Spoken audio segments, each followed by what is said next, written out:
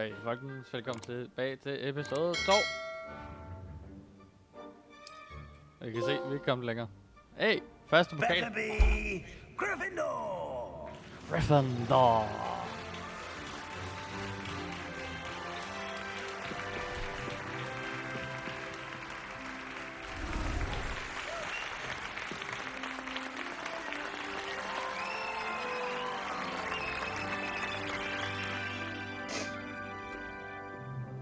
Oh, and one more thing.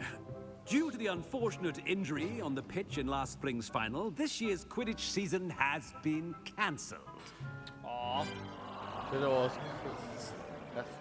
Enough! It's not as though I've banned flying altogether, but don't tempt me. You are here to focus on your academic futures. I'm sure you all have plenty to do before classes begin tomorrow. I said, I'm sure you all have plenty to do before classes begin tomorrow.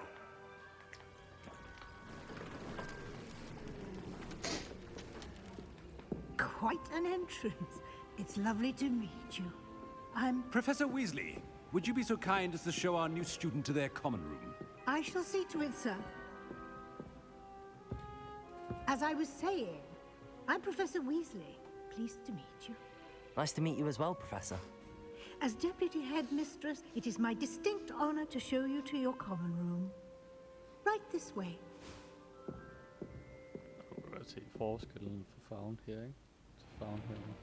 It's most uncommon for a student to begin as a fifth year. This should be quite an adventure. Ej, billederne bevæger sig i det her spil. I remember the first time I entered Gryffindor. You were a Gryffindor? I am a Gryffindor. Never could remember the password when I was a girl, however. Password? Password? The password is Grata Domum. Grata Domum.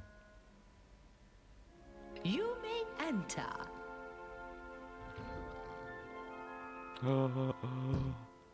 Well done. Now, go on in and get some sleep. You have a big day ahead of you tomorrow. I shall be back in the morning to collect you for your first class. Når er det nogensinde blevet et rundt før du går ind af, You're når du welcome. går ind til I hope Gryffindor? you enjoy your first night at Det er det Hogwarts. aldrig været. Sleep well.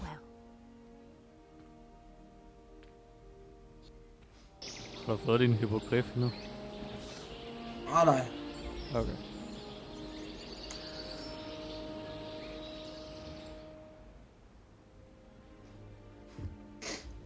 Looks like everyone's gone. Let's head to the common room. Men jeg har fået min tredje besværgelse nu.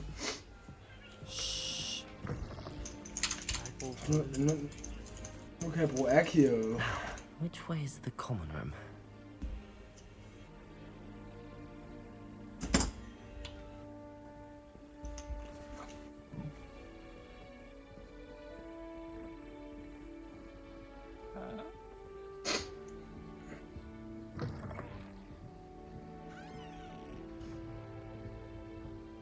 Der er ikke andre fra... Nej, der er ikke andre fra.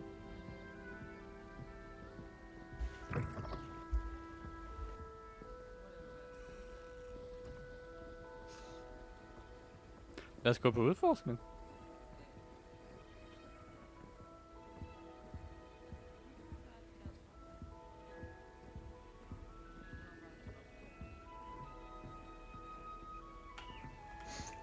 Er det ikke her Harry Potter står juleaften og kigger ned på juletræet?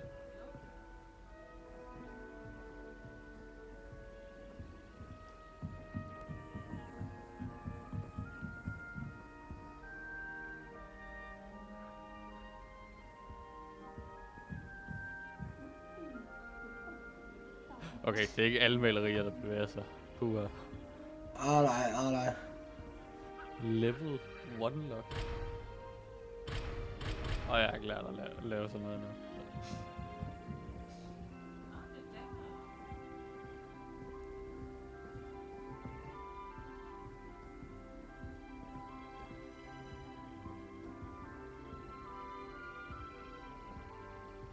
Det er vanvittigt, hvor flot det her spiller.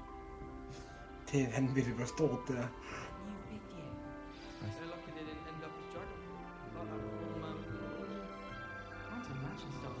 this late. A little room, everyone. In my glove, my mother says. Hard find if our try to look attentive and approach seems to keep sharp. Ja, de mødte Peeps igen. It won't work well unless he asks you a question, and then it's not really a good plan at all. Here, have a sip. Overall, I Go on. probably recommend it. Sure you don't want to try it? Brewed it myself.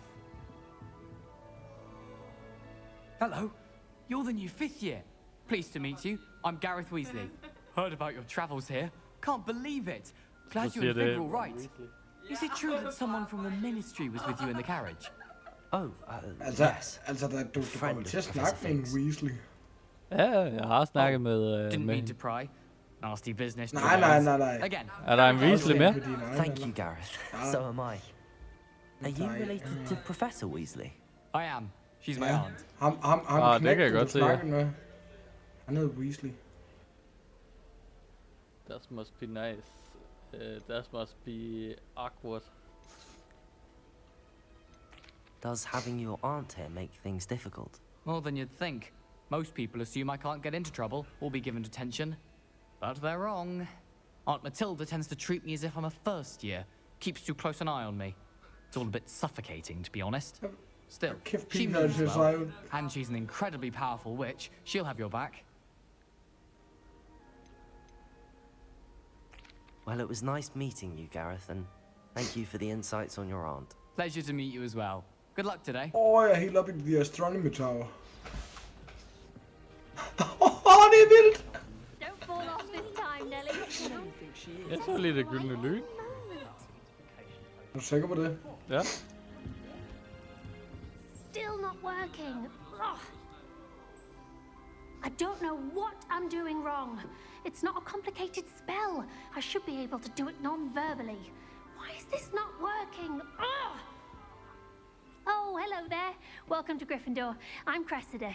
Pleasure to meet you, Cressida. Splendidly theatrical arrival to the sorting ceremony last evening. Made it in by the skin of your teeth. Is it true that you're Professor Fig's protege?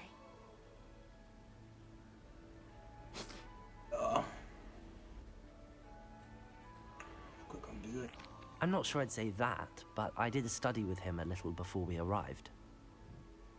Blast! I was hoping he might have given you some advice on non-verbal casting. Is that what you were trying to do just there? Oh, yes.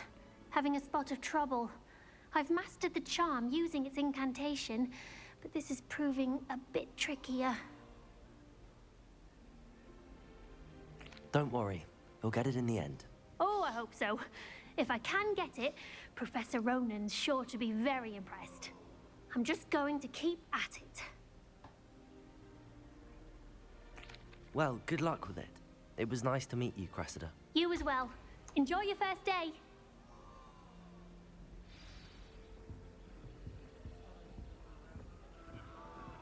Who does Nelly think she is, I anyway? think Nelly will do anything for a First thrill. day. Do you think they're looking to brew a polyjuice potion?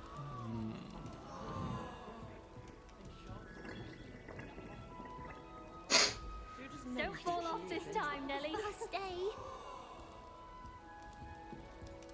I find if I try to look attentive in potions, it seems to keep sharp off my back. It won't go well unless he asks me a question. Det står det spil her. Og den anden fan kommer du op og snakke med den sidste mand. Hvem? Er det hende, der står og laver flikflak op på...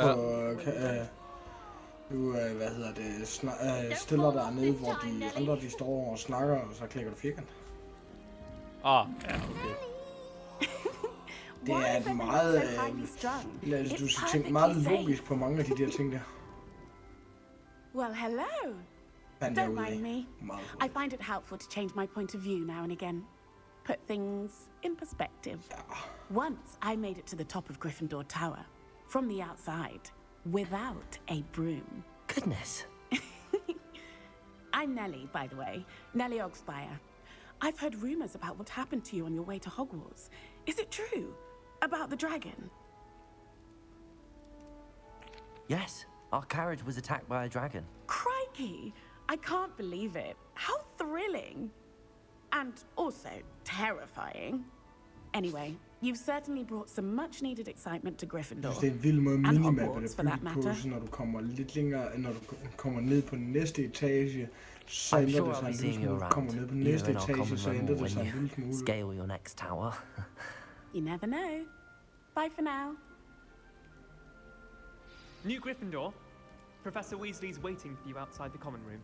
Professor Weasley. Okay. Nu må jeg gå ud og snakke med Professor Weasley. Good morning. I trust you're ready for your first day at Hogwarts? I've been dreaming of this day for a long time. Can't believe I'm here. Well, you are here. Make the most of it. You only have one first day at Hogwarts. Now, in light of your unique situation, joining us as a fifth year, you'll need to catch up with your classmates and not fall behind. Especially as you'll be expected to complete your OWLs at the end of the year. OWLs? Owls? Yes, your ordinary wizarding level exams. They will determine what type of career you can have when you Det er leave fedt here. nok måden, After at much musikken også discussion skifter with the på, alt efter headmaster and the hvilket område Department of du er Magical i, Education at the Ministry, og de ting. we've devised something extraordinary to ensure your success. Here you are. I'm Miss. Du kan æge katten.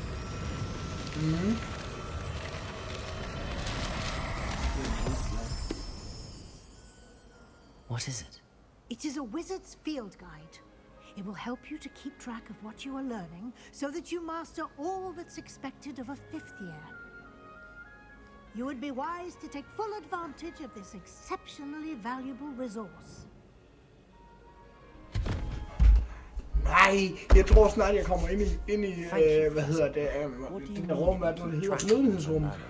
Okay. Perhaps seeing it in Professor Weasley har lige snakket med den der Alf Deek, som man ser i videoerne. Ja. Hvor de lige har sådan snakket om This way. rum. The guide will give you opportunities to practice your magic and educate yourself about wizarding law.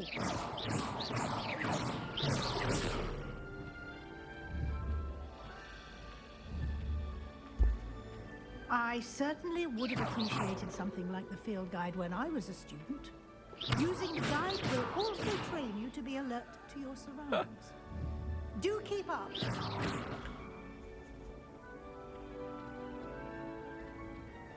Lumos.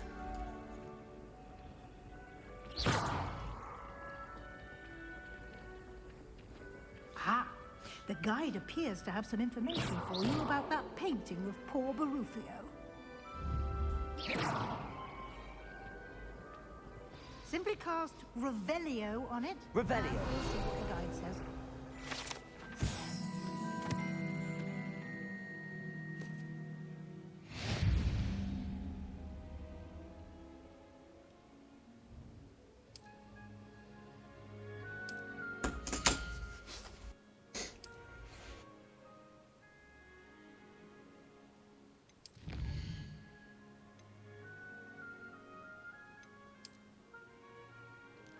Field guide 1%.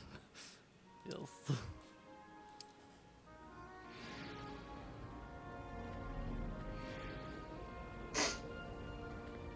Clever. Revelio. Keep your eyes open for more opportunities like that, inside and outside of the castle.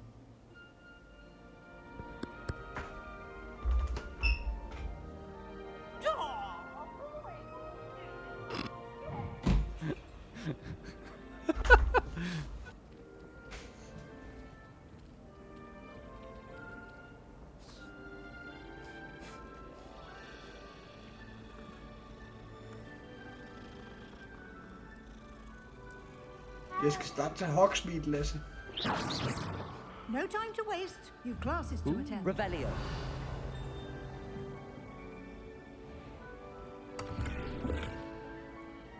Jeg fik 36 guld.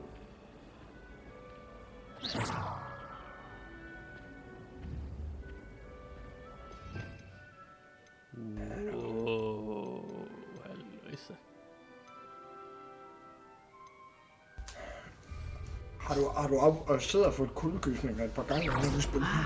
Good timing. Perfect opportunity to show you how to use blue flames to get around a bit quicker. Your field guide contains a map of the castle. Open it up and find Central Hall. Nej, det er ikke en besværgelse. Jo. Det er fluepulver, det er din fast travel. Sejt.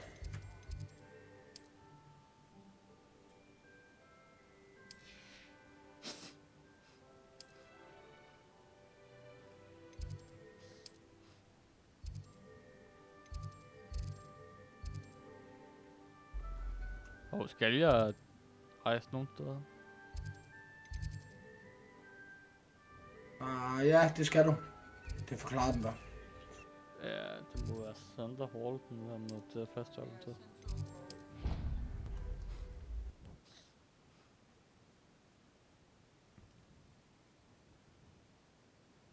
And here we are. Quite the time saver.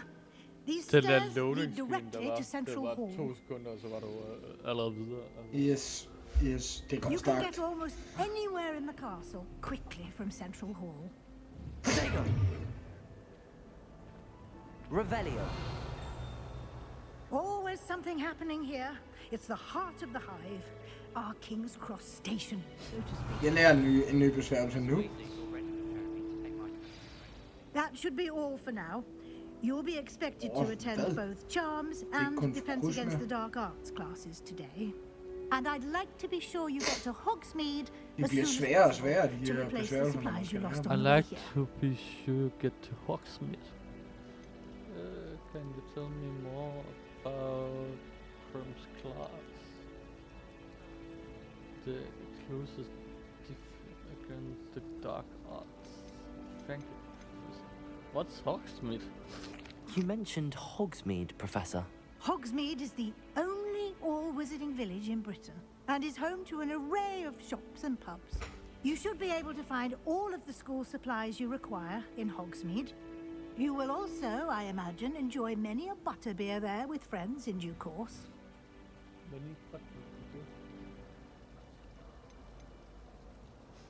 Can you tell me more about the Defense Against the Dark Arts class? Defense Against the Dark Arts, as the name implies, focuses on how to defend oneself against the evils that lurk beyond these walls.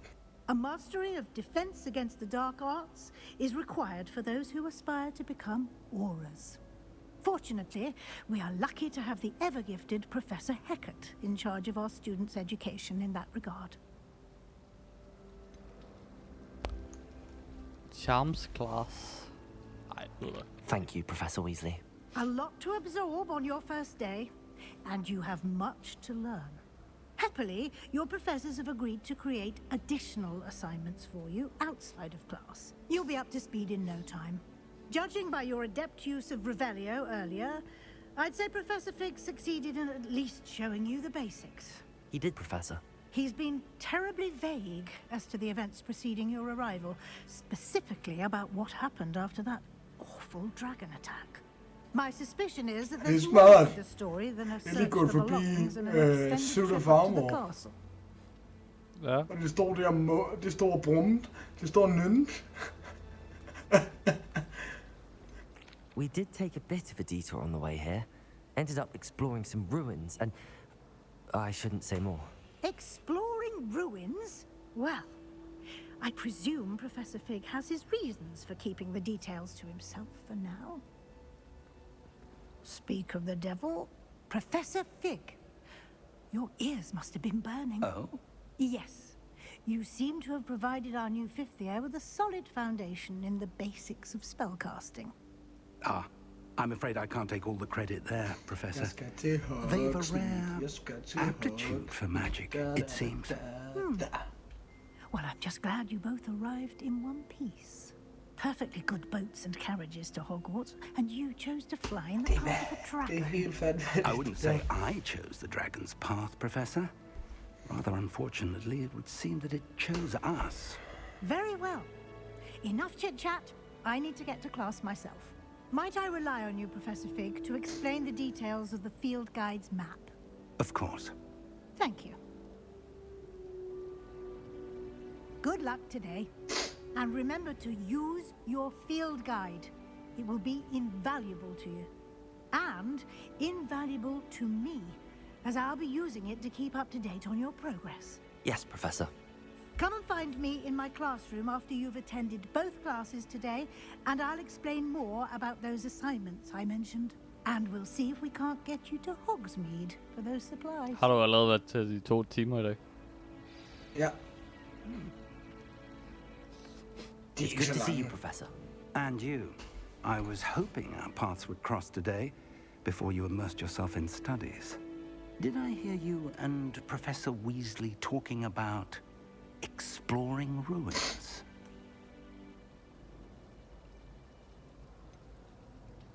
Men jeg tænker, der kommer nogle DLC'er med Quidditch og værk, sådan som de får det til. Yes, well, Professor Weasley is a brilliant and astute witch. It was right to keep the details to yourself for now. We don't know where this path we've embarked upon will lead. It may require a bit more flexibility with your time than she would approve of. And she may feel obliged to share details with the headmaster that would be better left between us. Understood. Good. Now, as capable as you are, I believe the ability you possess obliges you to be well trained. Happily, you have the benefit of an exceptionally skilled team of witches and wizards to guide you. Speaking of guides, and so that I may avoid another not-so-subtle reproof from Professor Weasley, why don't I show you the clever enchantment we included in the field guide's map? Unfold it and have a look.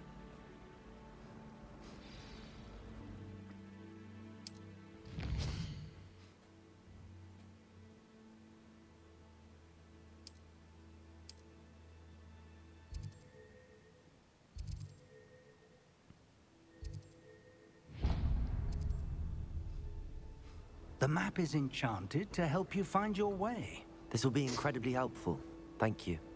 You'll enjoy Mr. Ollivander. He's an exceptional craftsman and a good friend. I shall reach out when I have more information about our mysterious locket. For now, focus on your classes and attention.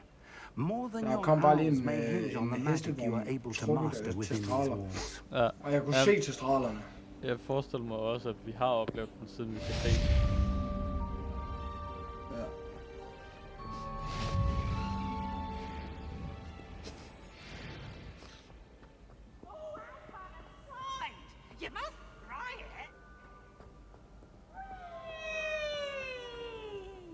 Det der spøgelser seriøst for. Ja, Peeps. Ja. Han er for nice.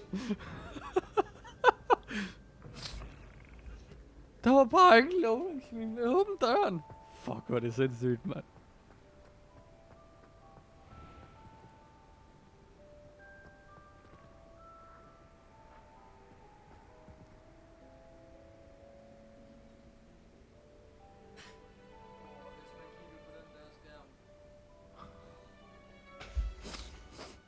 God damn.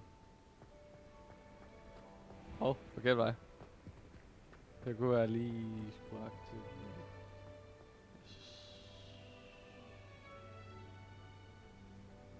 Revelio.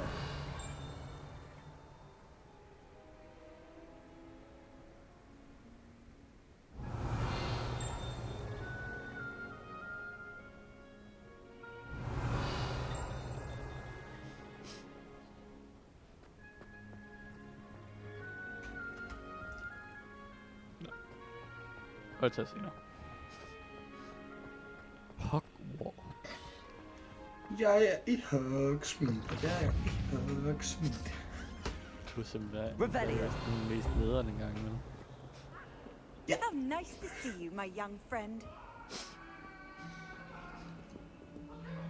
Holy shit.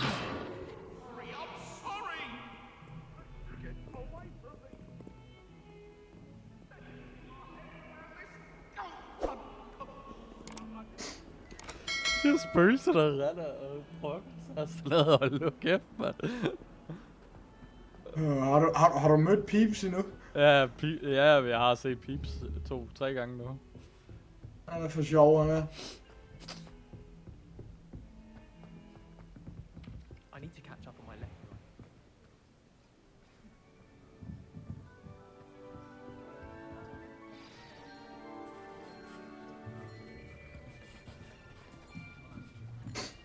Jeg vil lige snart den nye monitor kommer, så bliver den der også sat herover.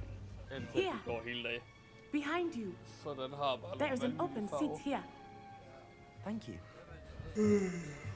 Hello, I am Nettie. So you are the new student. Have you met Professor Ronan yet? Shall we begin? Welcome to Year 5 of Charms. Now, this will be a crucial year in your education on the art of charm work. But I am confident that we will take hold with the passion and rigor requisite of such a challenge. Right? Now, everyone, please open your textbooks to page 517. But before we begin, can anyone here tell me the difference between the incantations of the color change and growth charms? Anyone? Anyone? I am afraid it is too late to study now. My, the summer months must have really taken a toll on you all.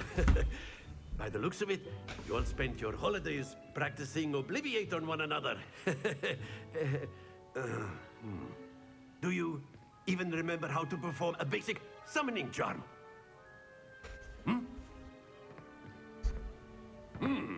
Well, it seems that we are in dire need of review.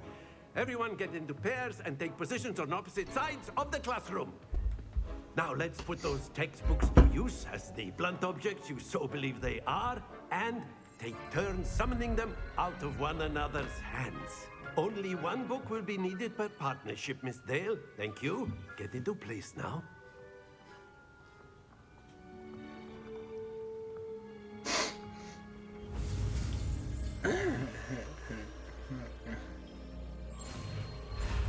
Oh,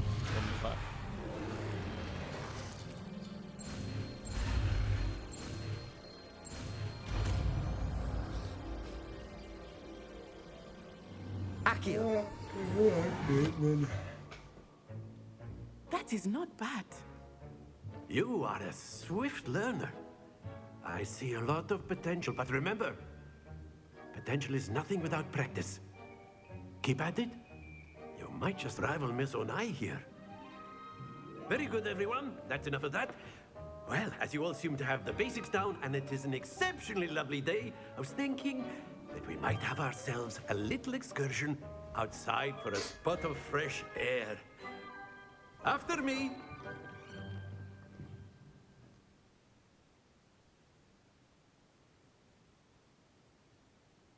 Hvis det der var klassen, så gik det fat i en hurtigt. Okay. Hvad var det for en af dem? Hvad var det for en af dem? I've always found that fun goes hand in hand with mastery, as I'm sure the Quidditch players amongst us would agree. So, what better than a bit of sport to put our prowess with the summoning charm to the test, right?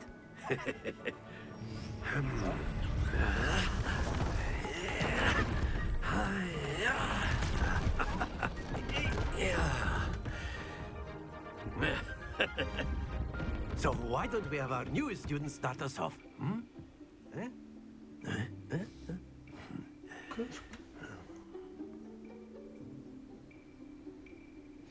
Jeg bliver nødt til at ændre det til, at det er unicorn her. Jeg har min tryllestav. Din tryllestav? Ja. Der har jeg min. Ja, det bliver jeg også nødt til at have i min. Det, altså, det er jo ikke min tryllestav uden enhjørninghår. Very good. For ellers så kommer den du egentlig har. Det eneste jeg har ændret på min, det er, at jeg har sat enhjørninghår i stedet. Your composure.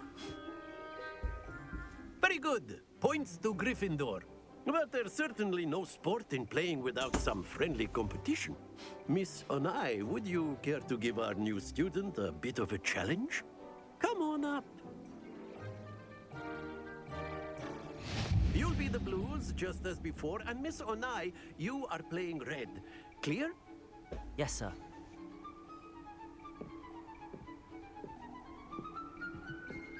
Misha.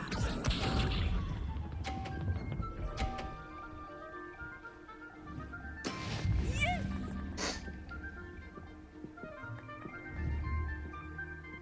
Accio.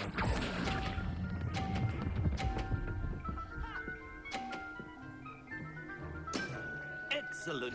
Watch this.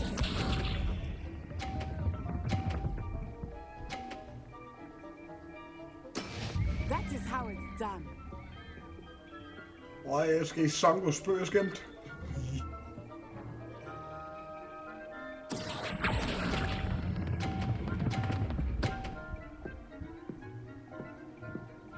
Brilliant. Here we go.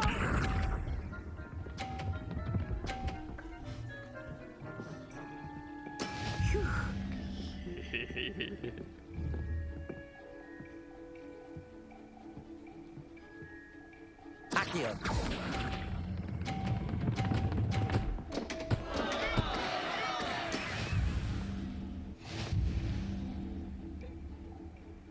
Jeg gjorde det med vilje. Jeg vil have ens folk ned. Let us make this a bit more interesting, shall we? Han vil gøre det mere interessant. Hvordan mere interessant? Oh! I think we are well past interesting at this point. I'll say.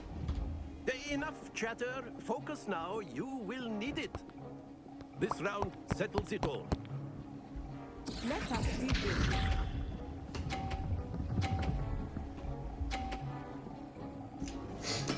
There we go. Accio.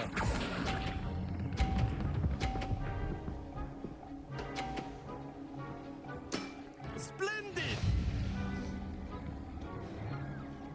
Watch this. Jeg tænker, jeg får min Felix Felicis nu, Lasse. That is how it's done. Jeg er i hvert fald inden for at hente potion recipes og sådan.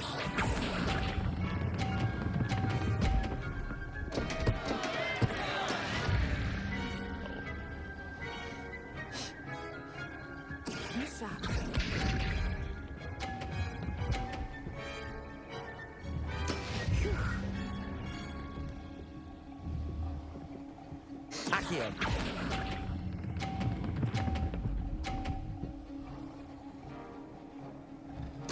Nicely done.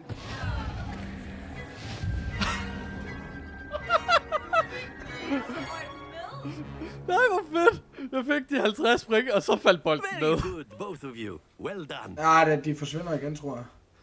Nej. Det var den ikke, fordi det var den sidste Det var den aller sidste bold. Den talte lige i sidste øjeblik, og så faldt den ned. Class is dismissed. Gather your things on the way out. Fedt. Good game back there. I love it. I must admit, I think I underestimated you. Took me weeks to become proficient with Accio. Took weeks for me to get anything right when I transferred here. It gets easier, I promise.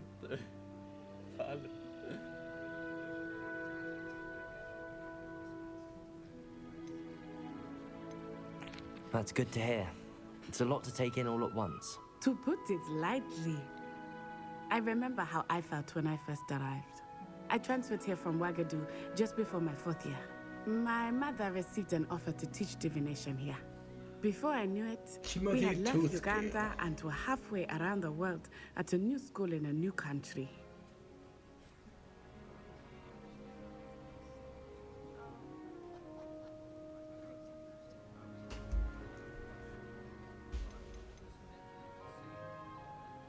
This may seem an odd question, but is magic the same there as it is here?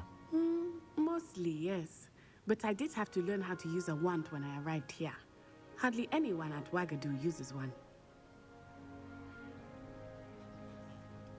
You can cast spells without a wand? Oh, yes.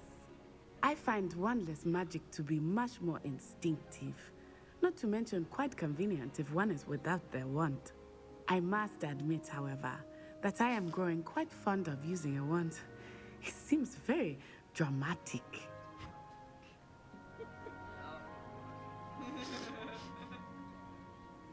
It's nice to learn about another wizarding school. Thank you for asking. I do miss Wagadu, but I am glad to be here at Hogwarts. Ah, I think Professor Ronan wants to talk to you. Better not keep him waiting. Until next time. Of course, you can use Accio on humans. A word, if you would. You're so inclined. Well, you'd be using You it wanted for to speak clothing with me, and Professor? specimens. I did. You know it I would trust your first charms lesson lived up to expectation. Well, an outdoor competition wasn't exactly the lesson I was expecting, sir. What charm is there in the expected? You did well, managing to best as gifted a student as Miss Onai. Thank you, Professor. I enjoyed the match. Miss Onai is always a fierce competitor, though I sense that she is a bit distracted of late. Now, Professor Weasley has asked that your professors give you instruction outside of the ordinary curriculum. Expect to hear from me soon regarding a special assignment that I am preparing for you. Hey! En vokal mere. My first class. Ja.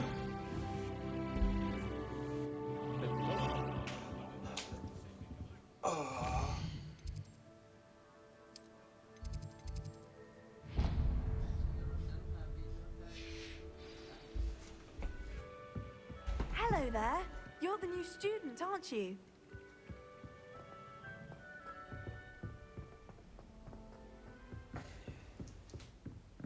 Wendy.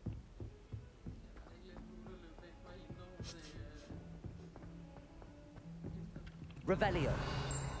Nej, nu var jeg lige glad. Så en kiste.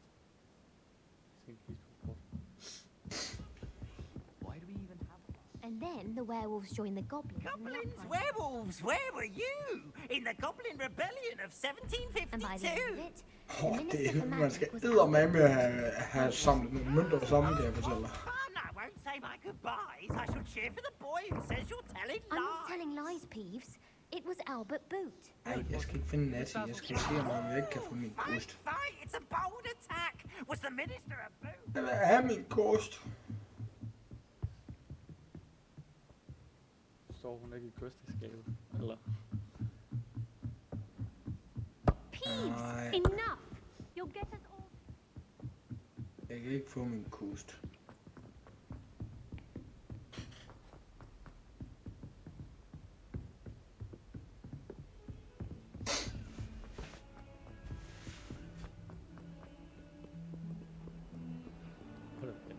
Hvor stort det her er.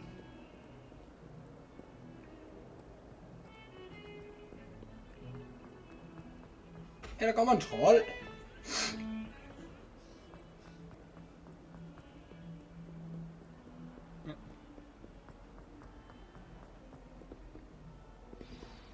Quest begin.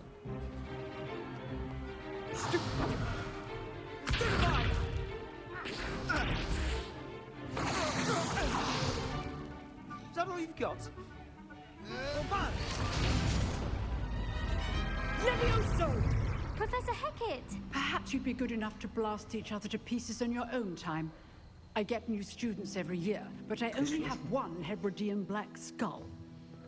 It was a token from the Great Poacher Raid of 1878. No doubt you've heard of it. Lad din grimme trold flytte You may dig. be asking yourself how an old woman like me single-handedly took out the largest poacher ring in eastern Wales and lived to boast Ja, dem about skal jeg it. dodge. Okay. Knowledge. To the wise, age matters very little. Today we will review a spell that has saved me from death at the hands of dark wizards more times than I care to remember. Levioso. Levioso? A levitation charm? Levioso! A surprised opponent is a weak opponent. Care to defend yourself, Master Pruitt? No? One thing I've learned as an unspeakable is the value of simplicity, especially in the heat of battle. Now, let's practice what we've just learned, starting with something small.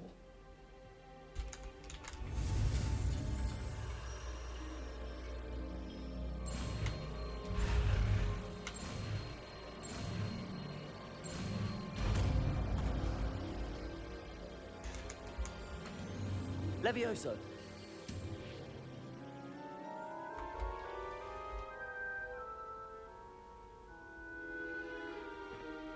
Now, let's try something a little larger. Det er klikket. En dummy. Har du noget til den? Ja.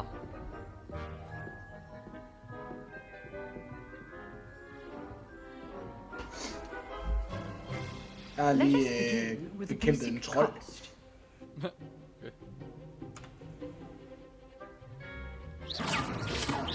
See how the dummy deflected your cast. This time, cast Levioso first, then the basic cast. Remember, a surprised Levioso. Good. Now, the basic. Well done. Very good. But the best way to practice is by dueling. We'll start with you two. Duelists, take your marks. Time for a proper Hogwarts welcome. Now, I want a fair duel, using only Levioso, basic cast, and Protego. You may begin.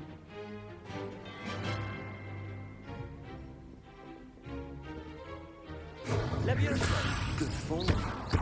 I know. Can't be your first duel. Let's just say I'm a quick learner. You're good. How perceptive. All my students for this event. Not bad for a beginner. You give as good as you get. Gryffindor. 1. Slytherin. I put you on the spot, and you rose to the challenge. Points to Gryffindor. Thank you, Professor Hecat. Glad to have we the only opportunity the to points to practice. Gryffindor. If what I've seen today is any indication, we can expect great things from you. I demand excellence from my students. They are capable of achieving it, and they must achieve it. A classroom duel is one ved på at skytte, han tager but Slytherin. battling dark wizards, or as ever more Jeg ved, likely men der er rigtig mange, der tager goblins, is a Slytherin bare different for at kettle of opleve Grindelows entirely. Slytherins common room. Prøv lige I'd at, jeg advise you hørte to en keep YouTuber, han practicing snakker whenever om. you can. Prøv lige at Perhaps Mr. forestille dig Sallow en will have some ideas for you. Ravenclaw. Again, well done today. I shall reach out soon with additional assignments. All right, that's enough spectacle for one day. Class is dismissed. Nice work. I enjoyed that. Well, that duel was quite something. Everyone will be talking about it. It was certainly good practice. Practice? Jeg sad bare lige og så... It felt more like I was dueling an expert. Og bare lige en snak med Sebastian Augustus Sallow, Hill. by the way. August- Didn't expect a new student to be so Augustus Hill. Then again, perhaps this wasn't your first duel. Ja, men du koblede jo vist din konto på den anden, så ja.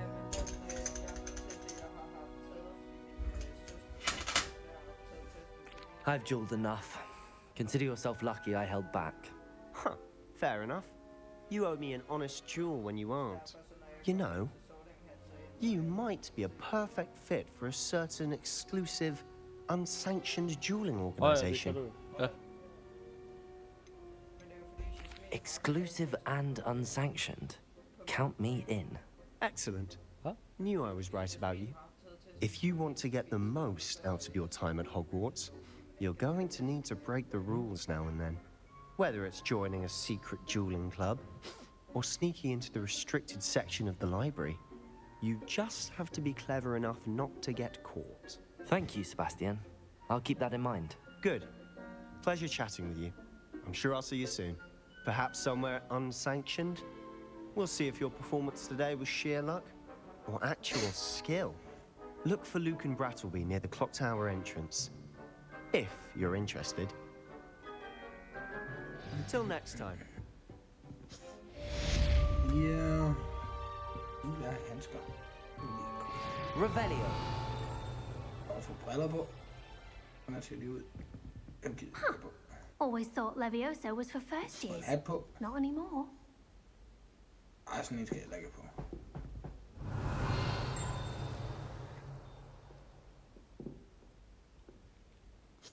Inventory.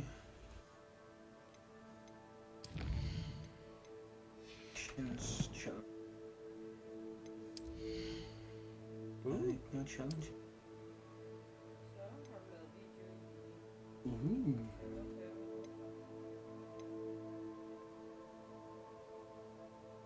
Jeg har fået nye handsker.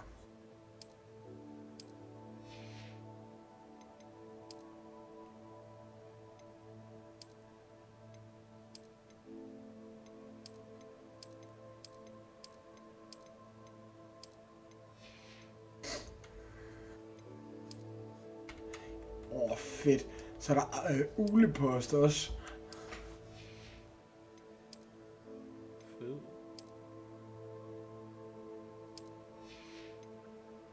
Ja.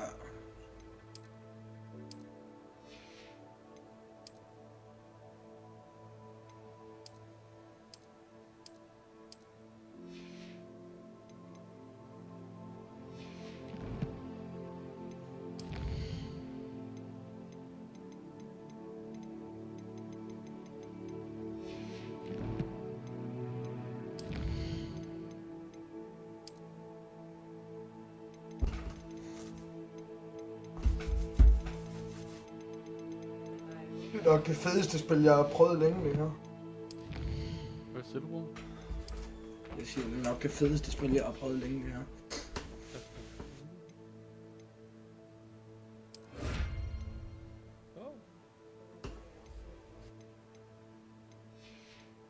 Det ved jeg ikke, du skal ind under wrestling.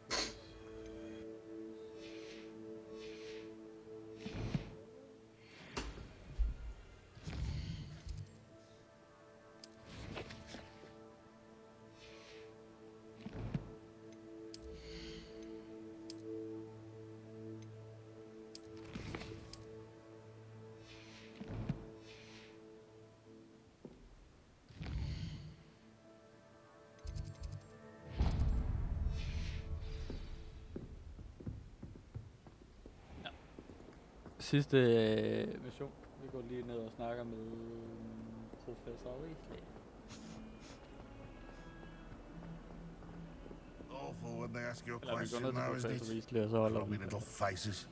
I'll just die.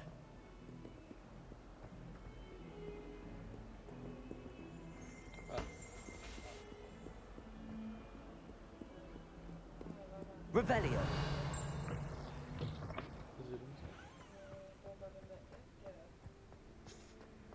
Det er her, ja.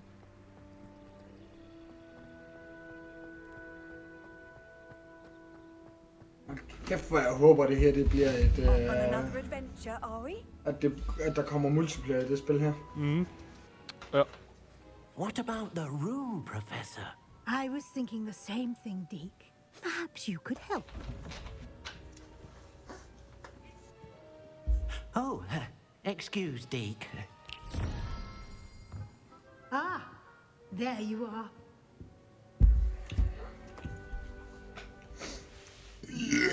I trust your first classes went well? They did, Professor. I heard as much from Professors Hecat and Ronan. Seems Professor Fig taught you quite a bit during your brief detour near... what was it you said? Some ruins? I'd wager there's a good deal more to your travels here than what you've told me. Isn't there?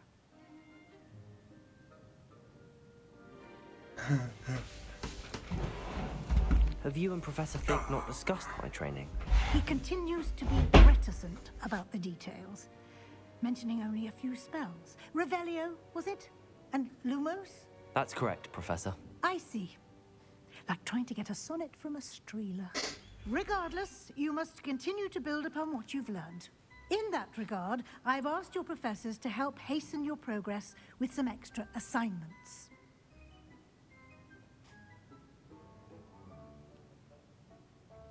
Professor Ronan did mention something about that. In fact, Professor Ronan will meet you outside momentarily to assign your first one.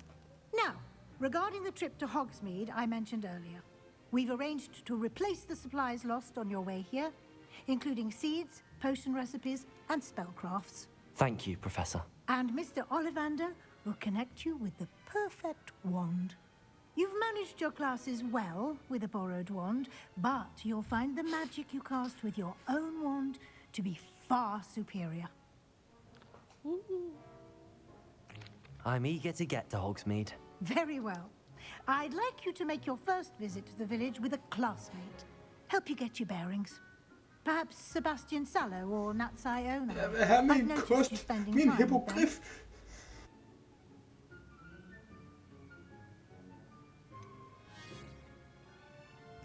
I'd like to go with Natty. Excellent choice. Miss Onai is one of our most talented students. And she knows the area. She'll keep you well clear of any of Victor Rookwood's undesirables en route. Rookwood? Inte Natty der.